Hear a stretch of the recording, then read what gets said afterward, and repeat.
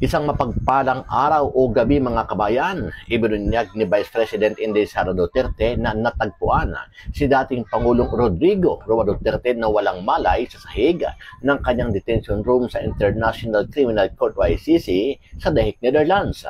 Sa pahayag ni VP Sara nitong Sabado, September 27, kinailangan umanong isa-ilalim sa mga laboratory test ang kanyang ama matapos ang insidente. Aniya, hindi agad ipinaalam sa pamilya ang nangyari at walang ibinigay na paliwanag ang ICC. Tinuligsa rin niya ang umano'y kapabayaan ng ICC, kabilang ang kawalan ng agarang tugon sa simpleng medikal na pangangailangan ng dating Pangulo tulad ng pagpapagamot ng ingrown toenail nito. Git niya malinaw na kailangan ng 24 oras na bedside caregiver si dating Pangulong Duterte na patuloy na may frail and compromised health. Kanina, naglabas ng pahayag si Atty. Harry Roque at kinumpirmang may isang empleyado ng The Hague Detention Facility ang nagbigay ng impormasyon sa kanya kaugnay sa nangyari sa dating Pangulo. Mga mahigit isang buwan ang nakalipas, nakapanayan ko po isa nagtatrabaho sa detention facility. Ang sinabi sa akin nung empleyadong yon, kung naalala nyo, merong report minsan na nailabas daw si Tatay Digong panandalian sa ICC Detention Center. At ang dahilan daw ay routine check-up. Pero ang sabi sa akin ng empleyado, hindi daw routine check-up yon. Nahulog daw si Tatay Digong habang naglalakad, tumama ang ulo. At dinala nga sa hospital para masigurado na walang danyo sa kanyang katawan, no? At ang rinig ko, binigyan din siya ng tinatawag na MRI, no? Kung titignan kung merong apekto sa ulo dahil tumama daw po ang ulo. Now, ang request naman po ng tao, ipagbigay alam ko raw sa pamilya dahil hindi niya alam kung sinabi sa pamilya itong pangyayari ito kay Tatay Digong, no? At ako naman po ay sinunod ko yung request, pinarating ko po yung impormasyon na yan kay VP Sara. Hindi ko po alam kung ito yung impormasyon na sinasabi ngayon ni VP Sara, no? Basta ako, pinarating ko sa kanya at iniwan ko na po sa kanya yan kung anong gagawin niya sa impormasyon na yan dahil alam niyo naman po, no, anything about health is covered by the right to privacy, no? So bahala na ang pamilya mag-process ng ganyang impormasyon kasi hindi ko naman alam kung talagang hindi sinabi sa kanila, no? At hindi ko naman tinanong. Basta ako sinabi ko yung impormasyon dahil yan naman yung pinangako ko dun sa informante na nagsabi sa akin. Samantala, ayon naman sa isang abogado ng maisog, kaduda-duda ang ginawa ng gobyerno ni PBBM matapos ipag-utos ang di umano ay welfare check ni FPRRD kung saan ay hindi man lang ito nagpaalam sa mga kaanak o pamilya ni Tatay Digong. Ay kay Atty. Maling-mali at may paglabag sa karapatan ni Tatay Digong ang ginawang pagbisita sa kanya nang walang pahintulot ng kanyang pamilya.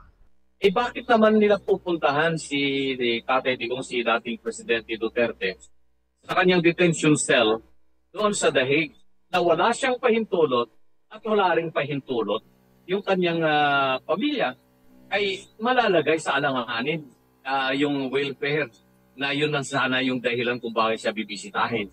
Contrary po yan sa karapatan legal and civil and human rights ng isang Pilipino o ng isang tao, lalong-lalo na yung nakapiit sa isang detention cell na katulad ni Tatay Digong. Ano ang masasabi mo dito, kabayan? Kung ikaw ang tatanungin, tama ba ang ginawang pagbisita ng ilang representative ng Pilipinas na walang pahintulot na mga kamag-anak at pamilya ni dating Pangulong Duterte? Sama-sama natin panoodin ang buong video at pakicomment nyo po ang inyong mga reaksyon at sariling opinion. Pero bago yan, sa mga hindi pa po nakasubscribe sa ating channel na Kabayan News PH, pakipindot po ang subscribe button at pakicheck na rin ang notification bell para lagi kayong updated sa mga bagong upload natin na legit at napapanahong balita. Marami pong salamat. Binanatan ni Vice President Sara Duterte ang International Criminal Court dahil sa hindi umano makataong trato sa amang si former President Rodrigo Duterte. Unang pinalagan ng Vice Presidente ang umano'y welfare check ng gobyerno ng Pilipinas na hindi ipinaalam sa pamilya. Panghihimasok daw ito sa compromised health ng dating Pangulo at malinaw na abuse of power sa vulnerable individual. Nakatanggap din daw ang ikalawang Pangulo ng impormasyon na nawalan ng malay ang dating Pangulo na natagpuan sa sahig ng kanyang selda. Git ni VP Duterte na wala man lang nagsabi sa kanila sa tinawag niyang accident. Duda tuloy ang Vice President sa capacity ng ICC na bantayan ang seguridad ng kanyang ama. Ipinagtanggol din ni VP Sara Duterte ang kanyang ama na tinawag na flight risk ng ICC. Wala raw itong balak resbakan ang mga testigo at complainant. Wala na rin daw siyang intensyon na bumalik pa sa Office of the Mayor. Sa huli, panawagan niya na igalang ng ICC ang health at wellness ni former President Rodrigo Duterte. Nag-issue na po ng statement si VP Sara na humihiling sa ICC na kailangan na talagang apruban ang interim release ni Tatay Digong sa ibang bansa, hindi po yan sa Pilipinas, no? At ito po ay dahil sa katotohanan na sang-ayon kay VP Sara, hindi mapangalagaan ang kalusugan ni Tatay Digong sa detention facility ng ICC. At binanggit niya yung isang okasyon kung saan nakita na walang malay si Tatay Digong at hindi maalagaan pati yung ingrown nail ni Tatay Digong. Na totoo naman, no?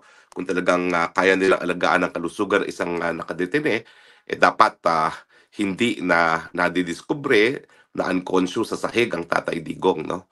At dapat siguro naiwasan yung ganung mga pangyayari. Walang sasabihin ko lang po, hindi ko po nakakausap pa si VP Sara. Hindi pa po kami nakipag-ugnayan kung pareho ang tinutukoy namin. Pero mga mahigit isang buwan ang nakalipas, nakapanayan ko po isa nagtatrabaho sa detention facility. Ang sinabi sa akin nung empleyadong yon, kung naalala nyo, merong report minsan na nailabas daw si Tatay Digong panandalian sa ICC Detention Center. At ang dahilan daw ay routine check-up. Pero ang sabi sa akin ng empleyado, hindi daw routine check-up yon. Nahulog daw si Tatay Digong habang naglalakad, tumama ang ulo. At dinala nga sa hospital para masigurado na walang danyo sa kanyang katawan, no? At ang rinig ko, binigyan din siya ng tinatawag na MRI, no? Kung titignan kung merong apekto sa ulo dahil tumama daw po ang ulo. Now, ang request naman po ng tao, ipagbigay alam ko raw sa pamilya dahil hindi niya alam kung sinabi sa pamilya itong pangyayari ito kay Tatay Digong, no? At ako naman po ay sinunod ko yung request, pinarating ko po yung impormasyon na yan kay VP Sara. Hindi ko po alam kung ito yung impormasyon na sinasabi ngayon ni VP Sara, no? Basta ako, pinarating ko sa kanya at iniwan ko na po sa kanya yan kung anong gagawin niya sa impormasyon na yan dahil alam niyo naman po, no, anything about health is covered by the right to privacy, no? So bahala na ang pamilya mag-process ng ganyang impormasyon kasi hindi ko naman alam kung talagang hindi sinabi sa kanila, no? At hindi ko naman tinanong. Basta ako sinabi ko yung impormasyon dahil yan naman yung pinangako ko dun sa informante na nagsabi sa akin. So, ulitin ko po hindi ko alam kung parehong tinutukoy naming okasyon ni VP Sara, pero may ganyang impormasyon po na pinarating sa akin na ang request ay iparating naman kay VP Sara. At bahala na po si Inday Sara, si VP Sara mag-confirm kung kapareho kaming insidenteng sinasabi, no? Pero ang malinaw po talaga, kung talaga nangyari ang insidenteng yan, talaga pong bagamat meron silang clinic dyan sa detention facility, hindi po sapat yung clinic na yan para pangalagaan nga po ang kalusugan ni Tatay Digong. In fact, gaya na aking sinabi sa aking title, mukhang banta po sa kalusugan ni Tatay Digong ang pananatili sa detention facility, no? Now, meron pang sinasabi si VP Sara na ingrown nail man lang, hindi nila maasikaso paano pa yung mga seryosong mga medical na pangangailangan ni Tatay Digong. Ang katotohanan po at 80 si Tatay Digong, kinakailangan na talaga ng 24-hour assistance, no?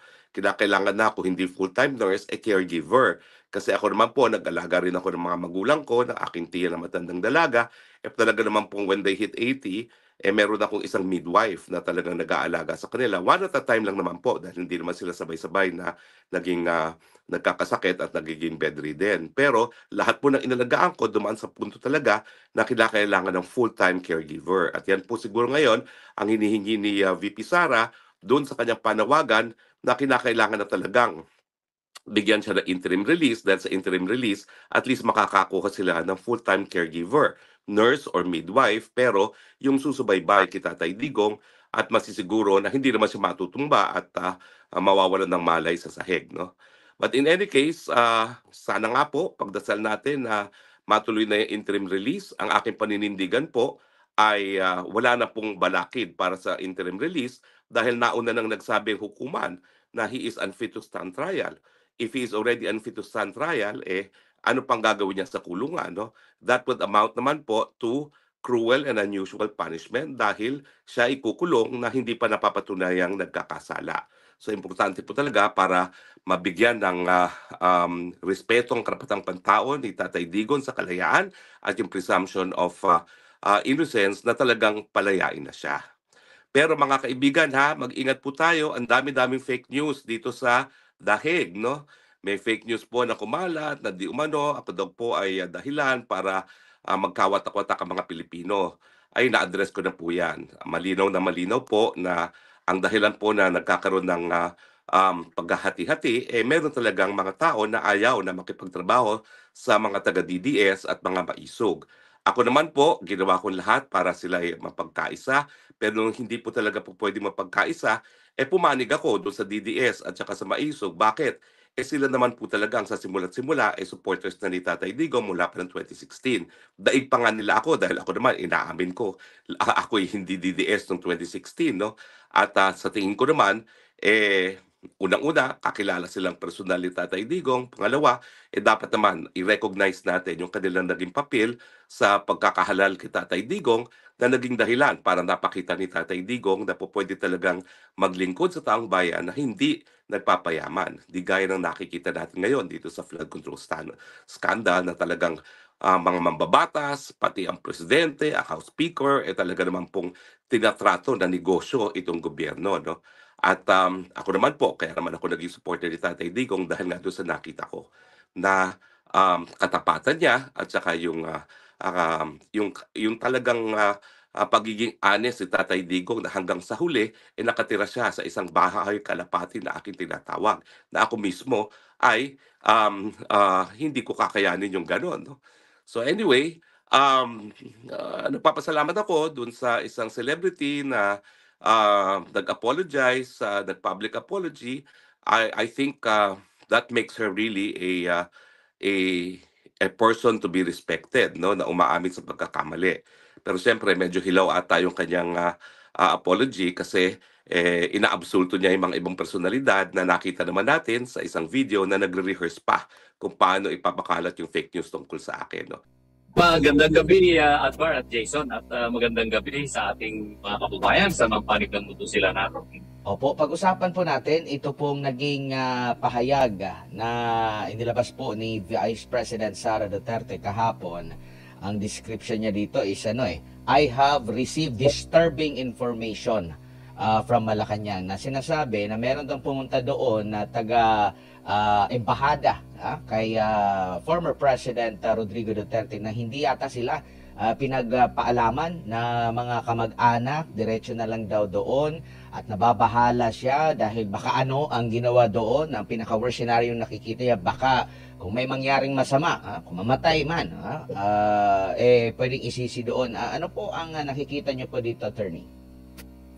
Alam mo, yung sinasabi nilang obligasyon ng gobyerno ng Pilipinas sa pamamagitan ng ating mga embassy or consular officials sa ibang bansa para pangalagaan ang kapakanan o kalusugan ng ating mga mamamayang naroroon sa ibang bansa at maaaring may problema sila sa usaping legal o napit, ay hindi yan absolute, hindi yan mandatory or pwede. Kailangan merong pahintulot, unang-una, yung tao na sinasabing kanilang tutulungan or bibisitahin or anuman. O kung hindi man, na nanggaling sa kanya yung pahintulot, ay nanggaling sa pamilya ng mga ng tao. At kung wala po silang pahintulot, ay hindi dapat pinapayagan ang pagbisita ng sino mang opisyal ng ating pamahalaan. Bakit naman nila pupuntahan si Tatay Digong, si dating Presidente Duterte, sa kanyang detention cell doon sa Dahig, na wala siyang pahintulot at wala ring pahintulot, yung kanyang pamilya ay malalagay sa alanganin yung welfare na yun lang sana yung dahilan kung bakit siya bibisitahin. Contrary po yan sa at sa karapatan, legal and civil and human rights ng isang Pilipino o ng isang tao, lalong-lalo na yung nakapiit sa isang detention cell na katulad ni Tatay Digong. Alam nyo, nangyari din yan kay dating Congressman Arnie Teves sa East Timor. Naalala nyo nung nakapiit si Congressman Arnie Teves doon sa East Timor? Gusto siyang bisitahin ng ating mga embassy officials. Pero tumanggi si Arnie Teves. Sabi, hindi ko pa yung kailangan dito. Hindi nila na ipagpilitan yon. Pero dito sa ginawa nila, paano nila nagawa yan, itong mga embassy officials natin sa Daheg, na walang pahintulot si PRRD, walang pahintulot ang mga membro ng pamilya niya, at sinasabi nila na pumunta sila doon dahil yun ay alinsunod sa tinatawag nilang Vienna Convention, etc. etc.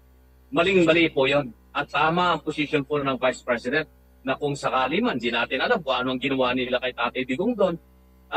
Mga ahente ito ng pamahalaan ng Pilipinas, ng pamahalaan ng Pilipinas ang may kagagawan kung bakit siya nakidnap, dinala dyan sa Daheg at ikinulong dyan. Bakit naman makikipagtulungan ang isang Tatay Digong, dating presidente ng Pilipinas o pamilya ng Tatay Digong sa mga ahente ng gobyerno, na ang gobyernong siya ang dahilan kung bakit siya nandiyan ngayon nakadetain sa Daheg. So hindi tama ang ginawa ng mga opisyal ng Pilipinas at sigurado naman tayo na hindi po nila ginawa yan kung wala pong nag-utos na mataas na mga tao sa gobyerno ng Pilipinas. Ang rason nga ng DFA ay sabi dito, in line sa kanilang mandato, no, under Vienna Convention on Consular Relations at Philippine laws to safeguard the welfare of all Filipinos detained abroad. Pero kabilang po ba kayo sa nagtataka, bakit ngayon lang? Well, yun ang nakakapagtaka. Ano yung timing? Bakit nila gagawin yan? Bakit nila sasabihin ngayon na obligasyon nila under the Vienna Conventions na tignan yung kalagayan ng mga Pilipino na katulad ni Tatay Digong na nakapit sa kulungan. Naku, libo-libong mga Pilipino sa ibang bansa ang nangangailangan ng tulong ng gobyerno ng Pilipinas. At sinabi ko nga, kung ayaw ng Pilipino kung ang tulong nang galing sa gobyerno, huwag nilang ipagpilitan yun. Kailangan nilang humingi ng pahintulot doon mismo sa tao na sinasabi nilang aalagaan nila ang kanyang kapakanan. Bakit po sila pumunta at bumibisita roon? Wala po Walang permiso binigay si Tatay Digong. Wala rin permiso binigay ang pamilya ni Tatay Digong, ni VP Sara at mga membro ng pamilya. Sabi nga ni VP Sara, kaya nilang pangalagaan si Tatay Digong. Ang pamilya nila mismo ang mag-aalaga kay Tatay Digong. Samantalang maraming Pilipino na hindi sila maalagaan ang kanilang pamilya na narito sa Pilipinas. Kaya yan ang pagtuunan ng pansin ng mga empleyado ng ating embahada. At hindi yung si Tatay Digong na andyan si VP Sara, andyan yung kanyang mga anak, andyan ang membro ng pamilya na nag-aalaga kay Tatay Digong. So hindi dapat na ginawa yun ng Philippine government officials. At kung may masamang nangyari kay Tatay Digong o mangyayari sa kanya, ay pwede silang mapanagot dahil sa mali ang kanilang ginawa. Sa Facebook po ng vlogger na si Alvin Sarzate, Alvin Tourism and Tourism, kinuha niya yung panig ng Defense Counsel ni former President Rodrigo Duterte, itong si Attorney Nicholas Kaufman. At ito yung sinabi sa kanyang pagtatanong, and I quote, "I am fully aware of this matter. Previous visits by consulate officials have been coordinated through the defense. Yet, this visit was not. Of more concern, however, is the fact that this visit came in the immediate aftermath of the publication of the defense request for an indefinite adjournment and was without a shadow of a doubt calculated to obtain intelligence concerning the former president's medical condition. The defense is still obtaining information and considering the appropriate legal avenue to address this gross invasion of privacy and attempt to subvert the legal process by exploiting the detainee's medical infirmity." Nabanggit niya na dati, nagpapaalam naman daw, nakikipag-coordinate naman daw sa defense. Pero ito ng pagkakataon na ito na sumita na nga itong Pangulong Pangulo ay hindi daw coordinate attorney. Ano masasabi niyo po? Tama yun. Surreptitiously, hindi sila nagsabi sa defense lawyers ni Tatay Digong Kasi pag sinabihan yung defense lawyers pupunta kay Tatay Digong o may request ang government officials of the Philippines na bumisita sa'yo dahil gusto ka nilang matignan. Ganun ang sasabihin ng lawyer ni Kaufman at saka yung mga other lawyers niya kay Tatay Digong. At si Tatay Digong magbibigay ng pahintulot kung papayag pa siya, gusto niya makipagkita sa sino mang government official. Walang nangyaring ganun dito sa pagkakataon na ito. And the timing was really bad kasi nga sinasabi nga ng abogado ni Tatay Digong na they have already asked for the indefinite postponement of the trial considering the current health condition of former President Duterte.